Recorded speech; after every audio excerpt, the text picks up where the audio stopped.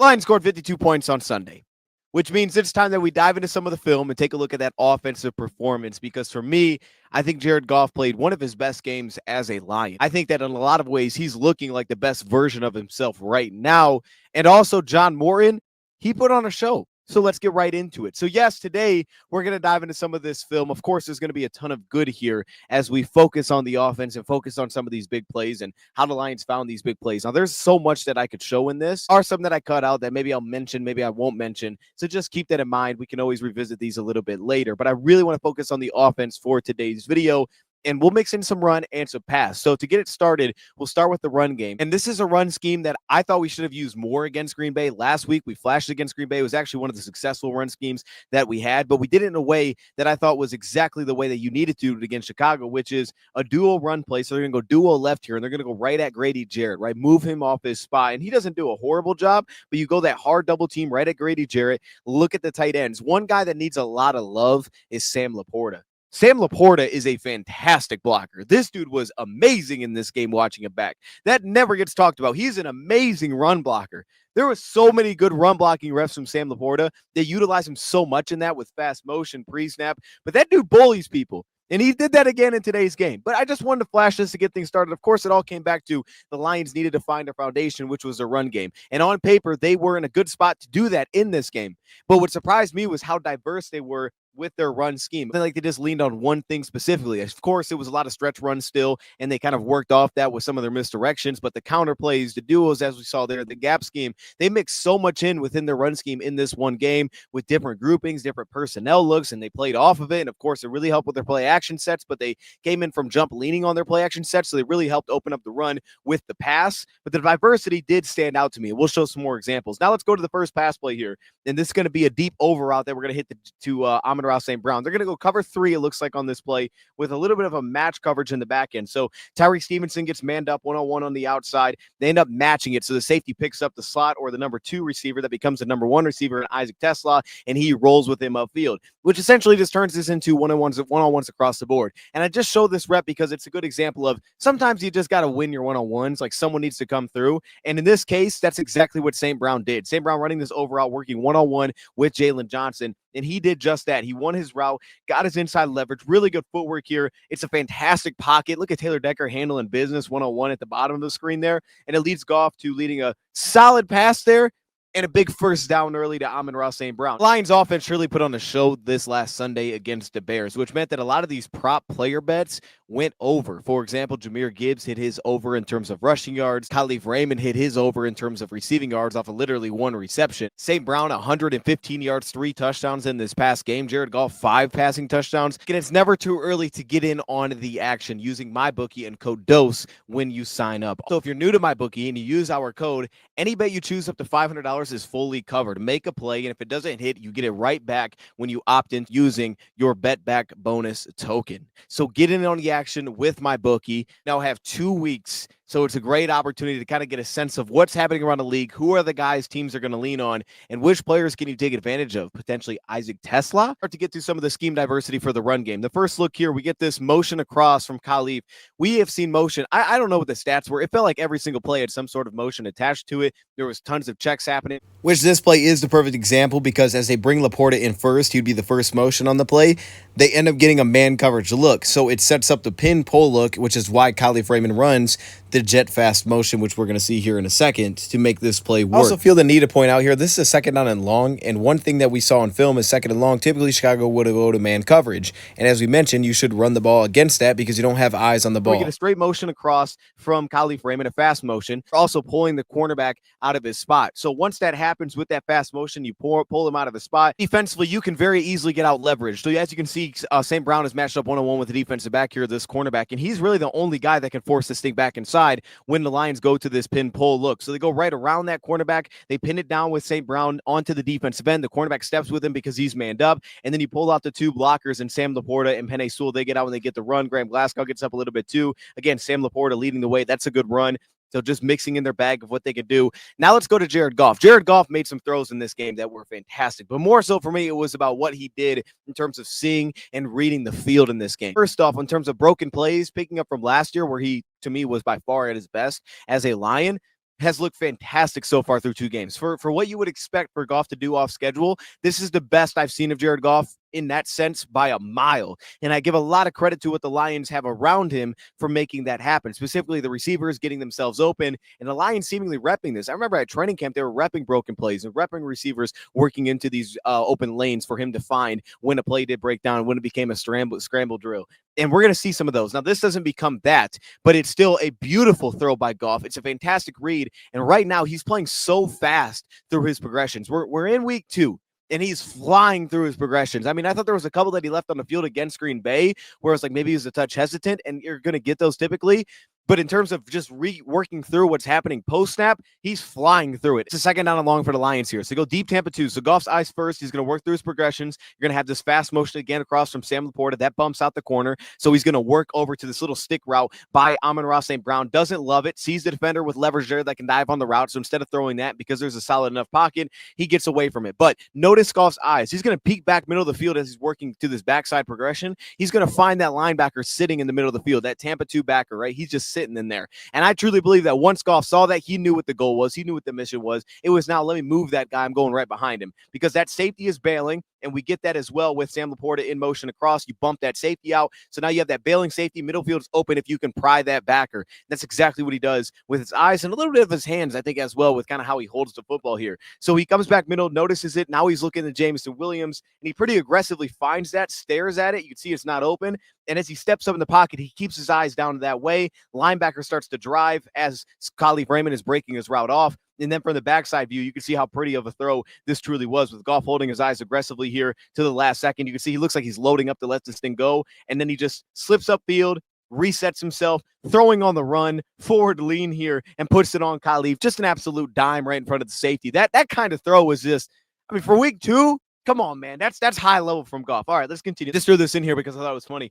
Goff was looking like he was about to block somebody. I knew he was feeling himself when I saw this watching it back. I was like, okay, he was into it. Ross St. Brown, of course, here, who's getting the football. I wanted to mix in a few different things, not just Goff, but also what John Morton had going on here. But man, St. Brown back in the backfield. I love that. We haven't seen that since John Morton was here. I thought we got rid of it because it was not really necessary once we started to improve our quality of weapons around Jared Goff. I thought that's why we used it early, is because we don't have a great supporting cast. So we're going to get this guy the football. But I feel like it's now clear that was a John Morton thing. He wants to get St. Brown the ball any way possible. We'll make it easy. We'll put him at running back. We'll make him a threat there. And we've used him in the past to run him on routes, but we typically never hand it to him. Well, here we're going to hand it to him. But what stands out the most to me here is, one, we also saw him on the same drive element at fullback and work on the backside of his own play that should have probably popped for a nice run. But here, it looks like the Lions are clearly checking at the line of scrimmage into a counter pull run, and St. Brown sells it just as a running back would. This is high football intelligence for him offensively. So they bring in Sam Laporta. You can see the defense bump to it. Now they're starting to show man coverage across the board. And then as that safety bails Kevin Byard, he gets outside. All of a sudden, Goff is checking into this run here, it seems like, and they run a counter pull. And look at the counter step from St. Brown to get this thing upfield here. I just love that. Like the football intelligence of the team.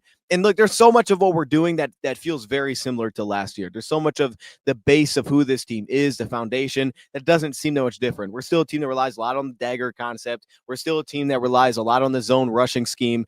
There's not a ton of changes, it feels like, from who they truly are at their core. And even some of the misdirection looks are some things that we've seen before. It's just maybe its own little wrinkle. Like, for example, here, we're getting these 2 tight ends in line, still using heavy personnel to our advantage here. But watch Brock Wright on this backside. And this is really cool because you're getting a counter pull look here to Dave Montgomery that fakes into a reverse. And as you're pulling around this tight end, which you had been doing really all game long here in Brock Wright, he's going to flip himself back around and he's going to go out there and pick up your lead block. Also, shout out to Mahogany for a fantastic block here. Noah Sewell does a great job somehow getting back into this play, but ultimately I'll take that. And then this is where the run scheme the Lions needed to get back to. They needed to get back to having some success. Not to say they were great all game, but I thought Graham stepped up big time. Okay, from the notes that I went through, I was really impressed with Graham Glasgow. I thought he's giving much more support to his guards in this game, specifically in run blocking, and I think it just made a world of difference. I think he put that upon his shoulders to be better, and I feel like you could easily see it. So shout out to Graham Glasgow for a big step up. Now, Mahogany was inconsistent. Tate Rallage was somewhat inconsistent as well,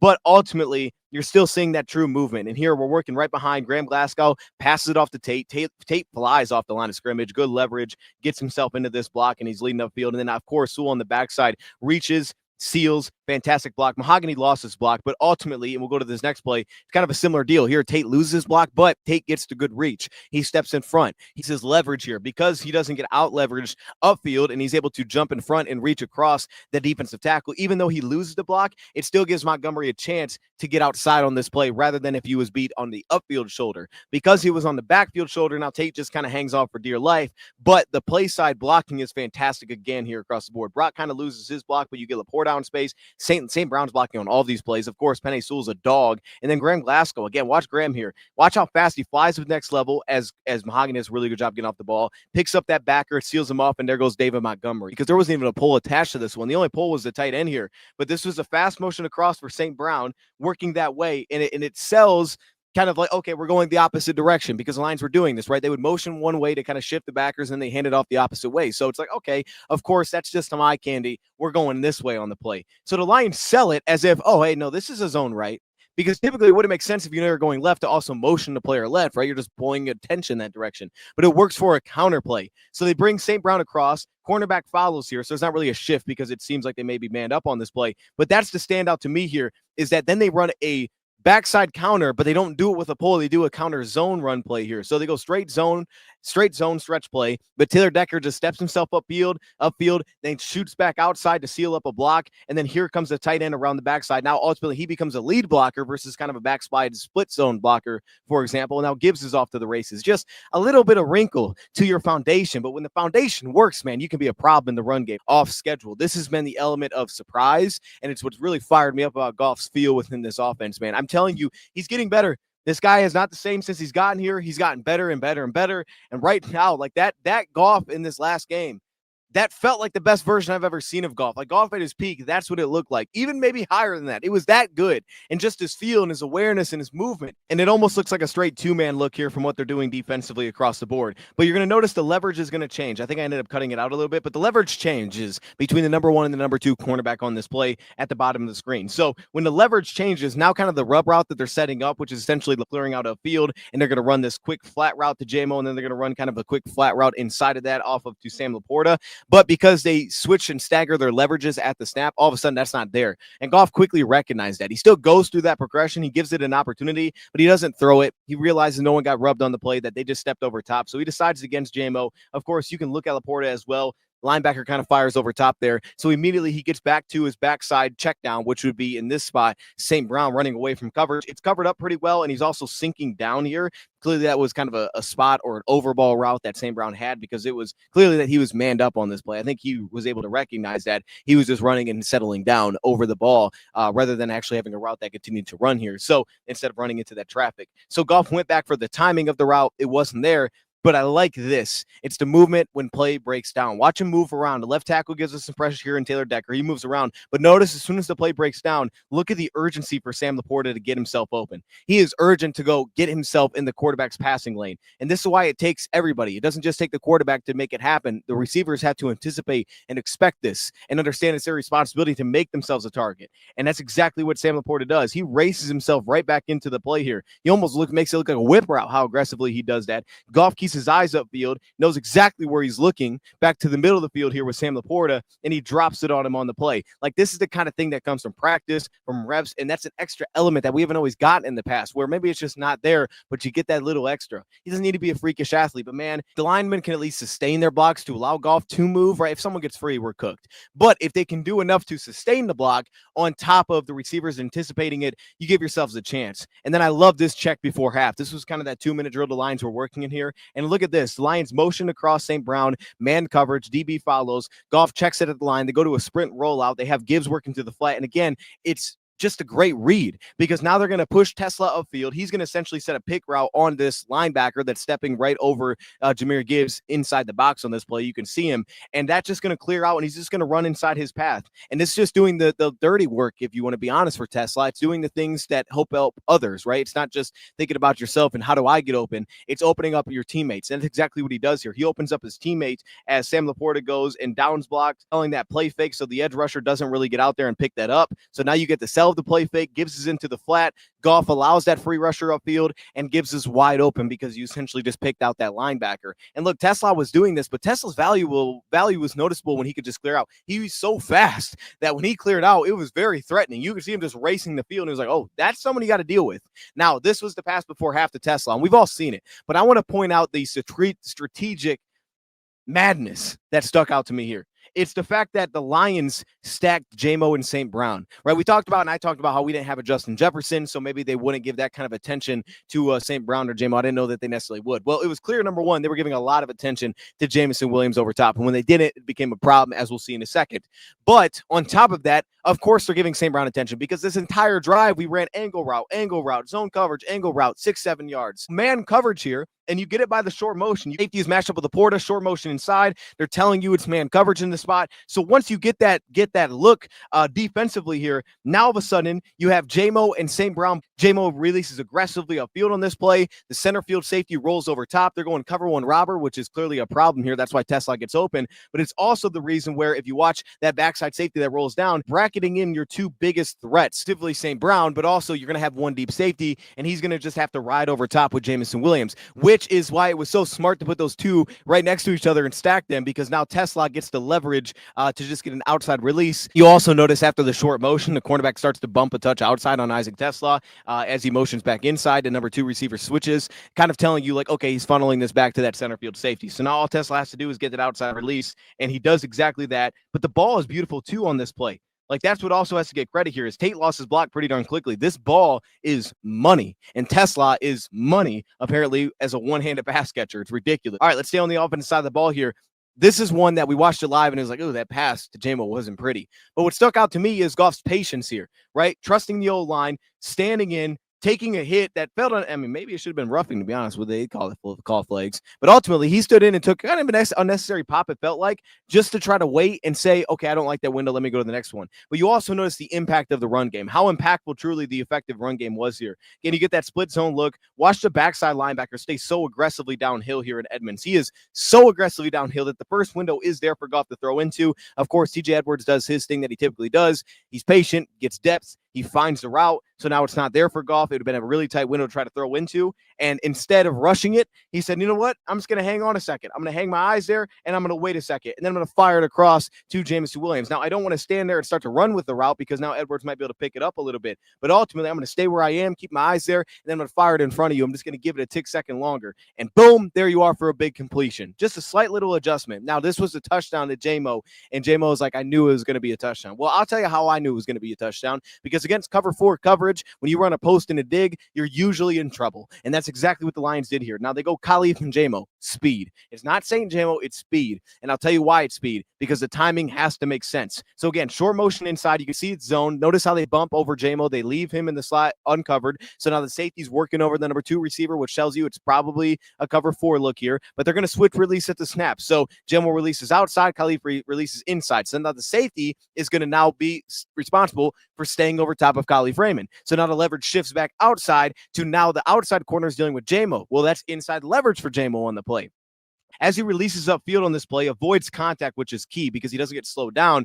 He then can snap it back inside, and the safety has to respect that. But from the outside corner perspective, he needs some inside help. He's not going to get it because that safety has to step down here. And then it becomes on the backside safety to go give some support, and he's going to be super late. If you notice how J-Mo times his route, really good eye discipline here, pushes it outside, pushing it to the numbers before he eventually then snaps it back off inside. But he slow plays it a bit before striding out at the top, and this dude had absolutely no shot. I mean, this was a really kind of a simple design against the coverage. I mean, it's a true beater, but ultimately it was executed with incredible detail. And then you want to speak about detail. How about this throw? This throw was nice. Another little rub look, back shoulder pass, solid pocket, put it on St. Brown. That one was beautiful. Thought I'd just throw it in here. Again, stay with the run game. Look at the creativity. Of course, we saw the reverse play. Some of the creativity here. Look at this. Goff with the arm angles. Man, we always got to point at the arm angles. Now, actually, J-Mo did cook off the line. He would have been open here. And again, like I said, them losing both cornerbacks, or really coming in without Kyler and losing Jalen Johnson was massive for them.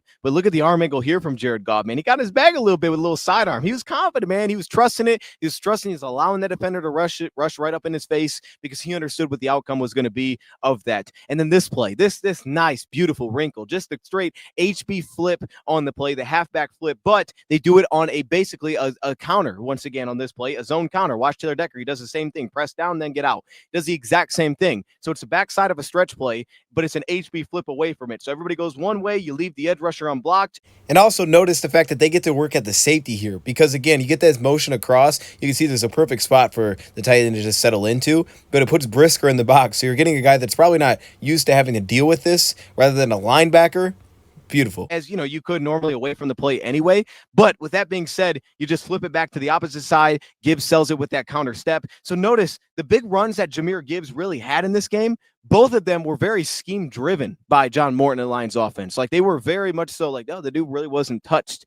Very scheme driven. And then, of course, we get to the touchdown, which sets up again with all the success they're having rushing the football here. Notice they're trying to play switch man in the end zone. And as they try to switch off St. Brown, he tries to chase. He's passing this guy to nobody because the safety and the cornerback are already responsible for somebody. Linebackers matched up with Montgomery. So he's trying to pass it off to nobody here. I did like too, and that's where the fast motion is a problem. It's all the movement at the line of scrimmage is a problem. But what I like too is they brought back a lot of the old wrinkles too, like the quick snap. It was incomplete, but it was a deep in route that they ran to St. Brown. It was kind of off his hands. Jalen made a really good play on it. That's the kind of thing that the Lions have done in the past, where they just go quick snap, try to catch them off guard. They did the same thing this year. Again, a lot of even the small details are being carried over. A lot of the ways the Lions do things at its core are being carried over, which tells you that John was very involved, or he dove into Lions film of the past like a madman, and he said, we're going to take a lot of this stuff and bring it over into this year. We're not going to change that much of this. Usually when you say that, it's one thing to say, it's another thing to do it. Man, it looks very similar to the past, but he clearly has his own little flavor on things. And I'll tell you what, Jared Goff, that game that he played, he wasn't, I mean, he missed two legitimate, he missed a wide open JMO early where they went to a inverted cover 2 look, which would have been wide open. He just missed it and underthrew the JMO. And then even the vertical shot, it was like a foot long, but that was very potentially, you know, that could have been a touchdown. That looked like the best Jared Goff, the best version of Goff I've seen in Detroit. And hopefully he continues against Baltimore because we're going to be challenged. At O-line, you want it to be more consistent. There's still some inconsistencies there, but trust me, it was a big step forward, and the versatility is key. If you can get to all of those things because you have your foundation intact, you are a problem, and the Lions' weapons are a problem. Thank you, Pride, for watching. Shout out to MyBookie for sponsoring today's video. Use that code DOSE, and I'm out.